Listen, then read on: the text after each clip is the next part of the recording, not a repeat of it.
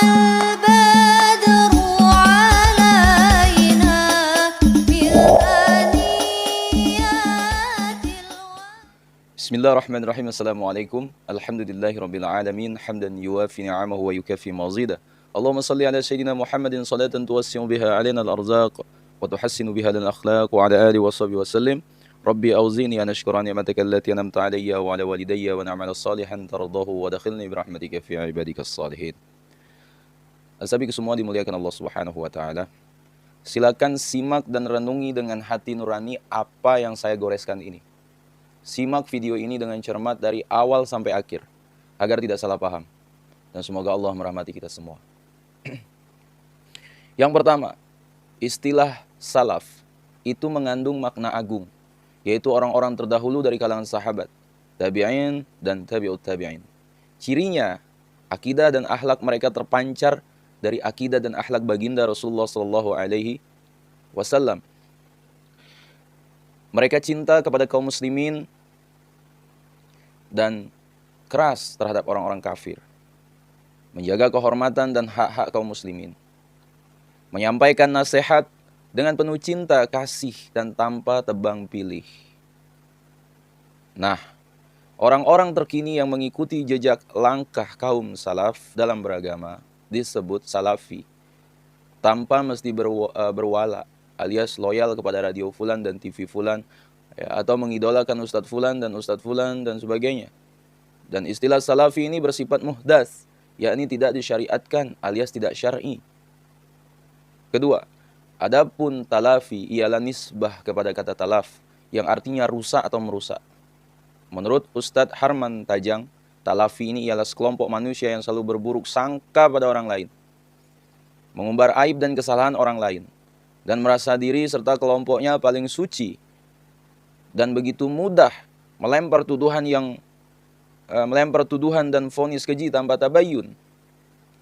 Uniknya, mereka berpenampilan multitalent. Wujud mereka bergamis atau berjubah. Tutur kata mereka dirangkai demikian indah. Tetapi perilaku mereka persis Abu Jahal, yakni menebar fitnah, propaganda, adu domba, menebar aib manusia dengan alasan menjaga agama, ya, memecah belah dan merusak kesejahteraan serta persatuan kaum muslimin. Fakta ini mengingatkan saya dengan pesan singkat seorang da'i mujahid yang sudah sepuh, usianya sudah 70 tahunan lebih. Beliau sempat mengatakan, saya khawatir kelompok ini bikinan intelijen kafir. Wallahu alam. Ketiga, sekedar tambahan tentang kelompok talafi. Mereka ini punya hobi mengoleksi dosa-dosa manusia. Mereka merasa paling benar dan masuk surga, sambil menghitung-hitung dan mengumpulkan siapa saja yang akan masuk neraka. Azabiku semua, inilah sifat dasar mereka sejak dahulu. Wallahi warabbi, jika perilaku ini tidak mereka sudahi dan terus-menerus mereka budayakan sampai akhir hayatnya, maka mereka ini benar-benar sukses menjadi orang-orang yang ditipu daya oleh syaitan dan akan menjadi manusia-manusia bangkrut di akhirat kelak. Dosa hamba-hamba Allah mereka kumpulkan, lalu mereka sebarluaskan. Mereka lupa untuk menghisap dosa-dosa mereka sendiri. Ya Allah ya Karim, merinding saya melihat tingkah pola kaum pemilik surga yang satu ini. Ya, seorang muslim berbuat dosa, baik itu kefasikan, maksiat, bid'ah, atau penyimpangan, maka mereka langsung bergegas untuk mengoleksinya, lalu menyebarluaskannya di hadapan manusia untuk dijadikan santapan. Lalu, agar semua kezaliman itu diterima para pengikutnya, mereka hiasi gibah dan celaan itu dengan dalil-dalil dari Al-Quran dan Sunnah. Lalu mereka labeli dengan istilah tahzir, ya, demi menjaga agama. Mereka tidak pernah bertemu dengan yang mereka cela, berbicara langsung, beri nasihat, menegakkan hujah, dan seterusnya. Tidak pernah mereka lakukan, tapi justru menyebarkan kesalahan dan dosa manusia Ya, itu yang lebih dulu mereka lakukan. Namun egoisnya, saat mereka yang dikritik, spontan mereka kebakaran jenggot.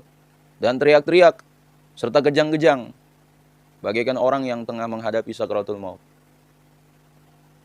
Beginilah aktivitas mereka. Kalau kalian tidak percaya, kalian baca tuh di kolom-kolom komentar saya. Ya Allah ya Rabb, berilah mereka hidayah. Tutuplah aib-aib mereka sebagaimana Engkau menutupi aib-aib kami. Dan ampuni mereka sebagaimana Engkau mengampuni dosa-dosa kami. Amin. Ya Rabb. Asabiku semua, fitnah ini sudah muncul sejak akhir tahun 90-an atau awal tahun 2000-an. Kita hanya terkena cipratannya saja. Ya, budaya lama itu ternyata melahirkan generasi penerusnya. Walhasil, ya, Ustadz Abu Abdurrahman At-Talibi, Ustadz Anung Al-Hammad, Ustadz Ahmad Rafi'i, Ustadz Muhammad Sarbini, Ustadz Farid Nu'man Hasan, Ustadz Muhammad Zaitun Rasmin, Ustadz Abduh Zulfidar Akaha, dan Ustadz Farid Ahmad Okbah adalah sejumlah da'i yang termasuk paling lelah menghadapi fitnah kelompok yang satu ini. Uniknya, mereka selalu mencatut nama para ulama Ahlus Sunnah sebagai doktrin yang dijejalkan kepada para simpatisannya. Secara psikologis, mereka ini perusak atau disebut talafi. Sebagaimana yang diungkapkan oleh Ustaz Harman Tajang, LC, MHI. Sedangkan secara manhaj, mereka ini bermanhaj khawarij, ya, terhadap para ulama dan aktivitas dakwah. Tetapi murji'ah kepada para penguasa sekuler. Ustaz Abi Syakir menyebut mereka ini sebagai sekte mulukiyah. Keempat, menurut penasehat Wesal TV, Ustaz Dr. Khalid Basalama, semua harokah Islam, baik itu Ikhwanul Muslimin, Jihadis, Wahda Islamiyah, Jamaah Tabligh, NU, atau organisasi apapun namanya, mereka adalah saudara sesama Ahlus Sunnah. Atau paling rendahnya mereka adalah kaum muslimin yang berhak mendapatkan penghormatan dan diluruskan kesalahan-kesalahannya dengan hikmah dan ilmiah. Sedangkan menurut ajaran kaum talafi ini, semua komunitas muslim di luar kelompoknya adalah sesat, hizbi, ali bid'ah, ruwaibidah, dan sebagainya. Yang paling selamat di akhirat kelak adalah kelompoknya. Sedangkan selainnya adalah termasuk 72 golongan yang sesat. Wal'iyadzubillah. Ya, doktrin mereka ini persis seperti aliran LDI. Ya. Contoh kasus kejahatan sosial kaum talafi, ya, Ustadz Abdullah Saleh Hadrami, mereka tuduh sebagai bukan salafi. Mereka cemooh sebagai da'i narsis. Berbagai fitnah dan kata-kata fahisyah, ya, mereka alamatkan kepada da'i asal Malang ini, yang tidak sanggup saya ungkapkan dengan kata-kata di video ini, ya, sahabiku semua. Ya, di antara hinaan dan lontaran ghibah konyol yang mereka dengung-dengungkan, ya, di berbagai kesempatan atas pribadi beliau ialah karena Ustadz Abdullah Saleh Hadrami memendekkan jenggotnya dan tidak membiarkannya. Menurut klaim mereka, ini menunjukkan bahwa beliau bukan salafi, bukan Ahlus Sunnah, tapi hizbi. Demikianlah perilaku konyol kaum talafi ini, sahabiku semua. Di samping jumud dan jahil terhadap masail ikhtilafat, ya, mereka juga tidak paham perbedaan antara merapikan jenggot, ya, dengan menghilangkan jenggot. Tidak hanya itu, sang ustaz juga mereka cela di berbagai jaring sosial, ya, dengan alasan-alasan yang tidak masuk akal dan nyeleneh. Di antaranya karena Ustadz Abdullah Saleh Hadrami berunjuk rasa dalam mall dan hotel. Demikian klaim mereka. Padahal Ustadz Abdullah Saleh Hadrami, hotel dan mall di kota Malang itu bukan berunjuk rasa atau demo, tapi memberikan nasihat kepada direktur atau manajer hotel dan mall untuk tidak mewajibkan para karyawannya mengenakan atribut Natal, amar ma'ruf dan mencegah kemusyrikan. Mereka anggap unjuk rasa. La haula wala quwata illa billah. Tak sanggup lisan ini bertutur kata menyaksikan betapa jahatnya lisan mereka terhadap kehormatan kaum muslimin dan para da'i. Ustaz Omar Mita, LC pun tidak luput dari fitnah lisan mereka. Mereka menuduh beliau sebagai khawarij, Padahal tak pernah sekalipun sang ustaz mengajak untuk memberontak penguasa, mengkafirkan kaum muslimin, keluar dari jamaah kaum muslimin, menumpahkan darah. Ini diantara contoh nyata betapa rusaknya perilaku kaum Talafi ini. Di tengah-tengah samudera kehidupan dan ketentraman kaum muslimin. Gerakan tauhidisasi atau pemusnahan kesirikan melalui praktek ruqyah syariah dan bimbingan ruqyah yang dibintangi Perdana Ahmad Laqani, Adam Amrullah, dan Nuruddin Al-Indonesi pun tidak selamat dari kotornya lisan mereka. Berbagai cemooh, mulai dari yang paling ilmiah sampai yang sekedar menghina dan menista, nyaris tidak absen dari catatan hidup mereka. Mereka melontarkan berbagai celaan yang terkadang sudah keluar dari konteks kritik ilmiah dan bahkan melanggar norma syariat. Sebab jatuh pada merusak kehormatan seorang mukmin. Para praktisi ruqyah syariah ini memang perlu diperbaiki secara sportif dan argumentatif, ya. Mengingat karena mereka bukanlah kumpulan para malaikat yang dicipta dari cahaya, tetapi perlu dicatat. Kata Rasulullah SAW, sibabul muslim fusukun wa qitaluhu kufrun. Menghina seorang muslim adalah fasik dan memeranginya adalah kufur. Contoh kasus yang terakhir, seorang da'i bernama Ustaz Abdul Hakim, aktivis dakwah alumni Lipia ini pun tidak luput dari cemooh dan celaan kaum Talafi di berbagai jejaring sosial. Ya. Beliau dihina dan dicemooh hanya karena membuat statement, ya, di statusnya bahwa istilah Salafi adalah muhdats, dibuat-buat. Azabi semua, padahal istilah Salafi itu ya memang muhdats. Artinya istilah itu tidak ada masyru'iyahnya, ya, tidak ada dalil atau nasnya. Seperti misalnya istilah salat, zakat, atau istilah ta'ifah atau al-mansurah dan firqah najiyah. Nah, ini jelas masyru' karena ada dalilnya dalam hadis. Ya, ini jelas istilah syar'i. Sedangkan penamaan Salafi yang memang muhdats. Meskipun muhdats, istilah Salafi itu merupakan istilah ilmi. Artinya dia muhdats, tidak syar'i tapi ilmi. Seperti misal istilah fikih, tafsir, dan lain-lain. Itu tidak ada masyru'iyahnya. Hanya sekedar istilah ilmiahnya saja. Ya, sabiqus semua, kesimpulannya menganggap istilah Salafi sebagai istilah syar'i dan menjadikannya sebagai instrumen hizbiyah, yaitu sikap mengklaim diri atau kelompok sendiri yang paling salafi, sedangkan selainnya adalah hizbi dan sesat, adalah bid'ah dhalalah. Bid'ah dhalalah, ya. Kenapa itu merupakan bid'ah dhalalah? Ya, karena perilaku itu ialah perilaku hizbiyah. Itu menjadikan manusia, ya, selain Nabi Muhammad SAW, atau menjadikan buku selain Al-Quran dan As-Sunnah, ya, sebagai standar kawan dan lawan, atau standar kebenaran dan kesesatan. Maka hizbiyah adalah persoalan standarisasi kawan dan lawan. Standarisasi benar dan sesat pada sosok manusia selain Nabi Muhammad SAW, atau pada sebuah kitab atau buku selain Al-Quran dan As-Sunnah. Azabiku semua, ormas dan parpol hanyalah wasilah dari sebuah hizbiyah. Namun tidak berarti tanpa parpol atau ormas maka tidak ada hizbiyah. Sebab hakikat hizbiyah sekali lagi adalah standarisasi individu, kelompok, dan ide. Ya. Standarisasi individu dan ide inilah yang memunculkan isme-isme dan aliran-aliran. Contohnya dalam hasanah pemikiran, ya, misalkan seperti Marxisme, ya, Leninisme, komunisme, dan lain-lain. Ya. Contohnya dalam literatur Islam adalah seperti Asy'ariyah, Maturidiyah, dan lain-lain. Maka radio, TV, channel YouTube, ustaz, kelompok, daerah, dan lain-lain adalah hizbiyah. Bila mana dijadikan sebagai standar kawan dan lawan, standar kebenaran dan kesesatan. Ya. Hakikat syirik umat Nabi Nuh alaihissalam adalah kultus individu. Ini perlu antum catat. Ya.